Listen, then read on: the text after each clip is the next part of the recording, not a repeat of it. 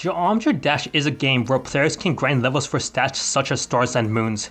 However, there are hidden collectibles called user coins that often require an extra challenge for those willing to take on the road less traveled. These are the hardest coins of platform mode, and you want to stick around because they become more and more intense. At the very start of 2.2, the hardest coin was locked behind 12 keys in a level called Your Castle by AlwaysJolly.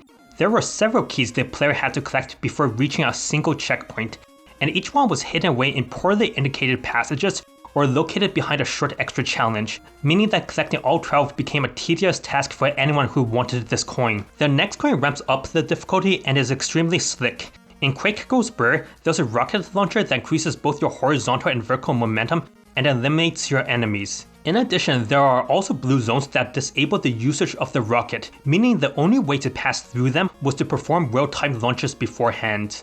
The catch was that passing all 6 rooms without a single death was the only way to obtain the coin, making this a roller coaster for any challengers. Next up, Old Site GDSide is a Celeste-themed level with a double jump mechanic and 24 red gem collectibles, which all provide an extra challenge. To obtain the coin, 20 of them are required, and each one collected extends both the length and difficulty of the current checkpoint. Collecting the gems in the chase section makes it noticeably harder.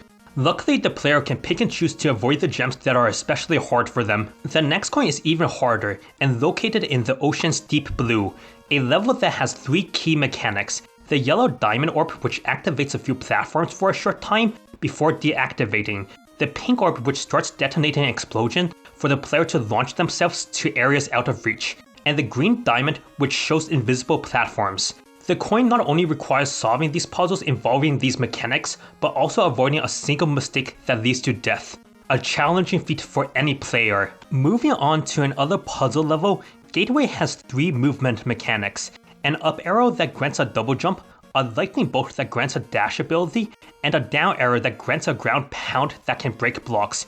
Using these movements, the player has to solve and traverse through 20 rooms. However, this new mobility option allows for passing through new spike corridors that would have been previously impossible. Clearing these 20 rooms without dying while using the dash and double jump to weave your way through the level is no walk in the park. The previous puzzle levels you could always try to refresh your memory at the start of each room. However, this next level is entirely dependent on how quickly the layout remains in your head. In Portals of Memory, there are 8 rooms that show up briefly and then turn invisible, and you have to memorize all of them in one go, as this coin is another deathless challenge. You might think you can just pause before each room and look up a screenshot, but that causes too much time loss, as this is also a speedrun coin. After 8 rooms of this nonsense, there's a tight platforming section and a classic 7-star to complete. That's a lot just for a single coin. I hope momentum mechanics aren't terrifying, because the next 2 levels, Speed Tech and Forsaken City, are based entirely around them.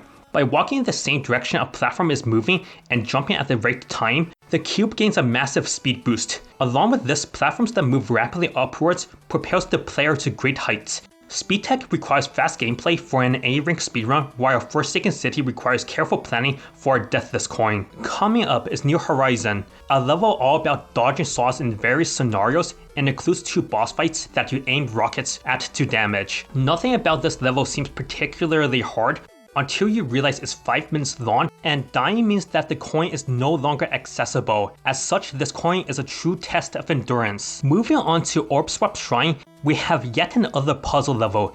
This time each room has a different set of orbs that are cycled through, meaning that each room requires selecting the right types at the right time to pass the puzzle. Some rooms have solutions that involve changing and moving for multiple orbs in a row before it is even possible to land on a safe spot, such as in room 11. Although a few deaths are granted before obtaining a coin, the dexterity and coordination to clear out these rooms is still a challenge. Next up, Schmoove City speedrun coin requires a fundamental understanding of the game. It requires a ton of movement techniques such as slope boosting, halting your momentum in various spots, knowing when to click early and late, and even a buffer hub, which means if you hold jump before landing, the jump that comes out will have a slightly higher height. All of these are chained together for 35 seconds for a nifty speedrun coin. Now we come to the first minigame on our list, Underwater. In the precarious ocean, there is a ship that is constantly moving forward. In addition, the vehicle has a dash ability that is a double-edged sword. It helps weave its way through tight gaps, but at the same time risks ramming into red spikes. There are also two other mechanics, bounce pads that grant a massive speed boost after you ram into them, and black holes that the ship needs to escape from. The finicky controls and mechanics make this an intimidating deathless challenge. Now we come to the only boss fights on our list, the Chateau Magique Nightmare mode, which specifically buffs the bosses. Normally each boss uses one attack at a time, but this mode makes it so that it's now necessary to dodge 2 attacks simultaneously, doubling the difficulty. The spider boss now requires split-second decision making for 1 to 2 minutes, and the player has to come up with new strategies for the remaining bosses to dodge each pair of possible attacks, making this a true test if they understand the level. I hope you like rhythm games, because the next one requires a certain level of expertise in them. The coin is only accessible after clearing all 5 maps without a single life lost. This is especially challenging due to the fact that simultaneous inputs are likely disabled in this level, meaning in certain sequences of the hardest songs, you have to make sure 3 different keys are pressed in the right rhythm while also making sure they're not tapped at the same time, meaning avoiding losing a life is a finicky challenge. We have yet another speedrun coin, but this time a 5-minute speedrun is definitely harder than the previous ones. In Super GD Gem Hunt 64, there are 15 rooms of increasing difficulty. The later rooms have harder obstacles such as more frequent fireballs or running alongside a platform to dodge a series of spikes. Dying in these later rooms is a near guaranteed failure for completing the coin, as it's such a time loss.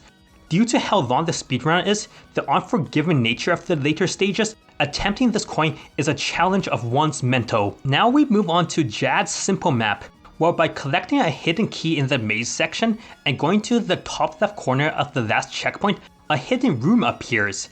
It's a needle-starred room that contains a coin as a reward, but after collecting it, instead of acting nice and offering another checkpoint, it is required to still beat the rest of the level, so it is a test of the player's nerve control. Continuing to lock in and rapidly observing your surroundings is the key to the Move It coin.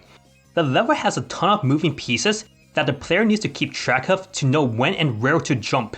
The blocks moving back and forth are certainly disorienting, and there's even parts that launch the player across the screen. In addition, there is a tight UFO section where every spike feels like it has a personal vendetta against you. Now just speedrun this level very quickly for a coin. It will only take 1 minute. Next up, 20 Trials is another level where each room increases in difficulty. The last few trials are fairly precise, but there's a catch with this level that the previous ones don't have. After clearing all 20 trials without a death, the player is rewarded with a golden room, or in other words, an extra room the player has to continue to clear deathless, meaning there's actually 21 tries for this coin. This room serves purely as a nerve control test after a 4-minute deathless challenge, but such is the cost of this coin. Let's double the length of the no death challenge now. Trap Adventure is a troll level where it feels like the level wants to constantly screw with you. The first 36 rooms consist of memorizing where all the trolls are and the best strategy to avoid them. Room 25 specifically has a finicky dash orb launch, which requires timing this orb in such a manner that the fireballs don't fall on top of you, and then catching your landing.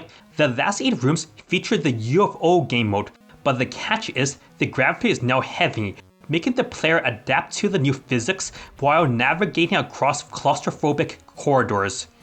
Oh, did I mention this coin was 8 minutes long? But the next coin is even more intense. Third Axis is a 3-dimensional map which looks pretty basic with some fairly simple jumps. However, the coin is one of the most insane speedruns ever. It requires a time that is only 11 frames off of world record pace, meaning that every movement and camera control requires a high degree of precision. Holding one of the 6 buttons too little or too late is all the difference between failing to keep up and making it one more jump. Now let's swap to an endurance challenge. Switchscapes is a level where blocks appear and disappear in a rhythm, meaning the player has to keep track of when and where each block becomes active. This is very relevant in the third section of the level, where some jumps require jumping right before a block becomes inactive. After 3 minutes deathless of timing style gameplay, the level throws you for a loop with a golden room that features needle style gameplay. Oh, I also hope you have good nerve control, because there's this 20 to 25 block straight flight at the very end of the level. Speaking about nerve control, the next level puts it to an extreme. An extreme demon. Hypergravitron is a survival minigame where squares come from both sides of the screen. The player has to constantly observe and dodge these attacks. In addition, the player's gravity keeps flipping back and forth. So this level not only requires split-second reaction time, but also quick decision making, as it's a constant influx of obstacles. Keeping focus for an entire 4 minutes for a coin requires anyone to lock in and play near flawlessly. Now we move on to the hardest coin in platformer mode, Tetris Grandmaster. What makes this coin so hard is that as the level progresses, the speed the blocks fall becomes faster and faster. So now instead of only worrying about playing Tetris optimally, it is now also required to avoid misinputting and placing the blocks in the right areas. Even with pausing, it's hard to avoid a mistake. Also, did I mention that 30,000 points are required before 400 lines? Meaning that a single misdrop could make this coin unobtainable. The other option is to survive super long on lightning fast speeds, but that's the harder method. These are currently the hardest coins in Geometry Dash, and with time I'm sure more hard challenges will come about. During the production of this video, a new top coin came. It's in Tower of Hell and has a 1% chance to spawn, and after collecting it, you have to do 8 challenges without dying a single time. It's around top 15 level, and if you want to see a full showcase of the hardest 15 coins, head over to Electro's channel to see it. Any of these coins requires a certain level of patience, dexterity, and coordination to obtain, and is certainly an impressive feat. This has been the hardest coins in platformer levels, and like and subscribe if you enjoyed the video, otherwise dislike it.